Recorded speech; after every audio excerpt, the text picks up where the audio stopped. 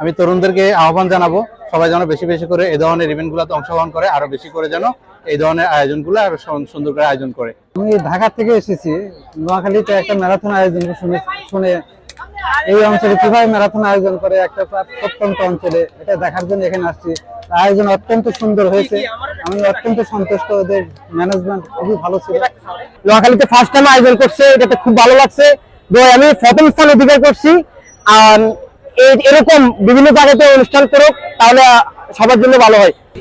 আমার মতে আমাদের নোয়াখালীতে প্রথমবারের মতো যে আয়োজনটা হয়েছে, এটা হচ্ছে যে আমার ট্রুলি অ্যাপ্রিসিয়েটেবল। এটা ওরা যতটুকু করতে পারছে, আমি বলবো যে ওরা বেস্ট ট্রাই করছে। ম্যারাথন সুস্থতার জন্য, হ্যাঁ, মাদকাসক্ত থেকে ফিরে আনার জন্য। আর ম্যারাথনটা আমি বলবো আয়োজন কমিটিকে যে আরো বড় করার জন্য, যেমন ধরেন 5 বছর থেকে 80 বছর পর্যন্ত করার জন্য। তাহলে আমাদের বয়স্ক যারা আছেন ওনারা সুস্থতার জন্য দৌড়াবো। অনেকে ডায়াবেটিস আছে, হার্টের সমস্যা আছে, ফ্যাটি লিভার আছে, ওনারা যদি নিয়মিত ম্যারাথন করে অবশ্যই তারা সুস্থতা লাভ করবে, দীর্ঘায়ু হবে।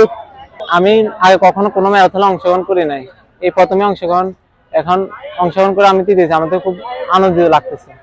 আমাদের নোয়াখালী অনেক কিছু অ্যাথলেট আছে, হ্যাঁ, এদের বাইর করার এই সুযোগ।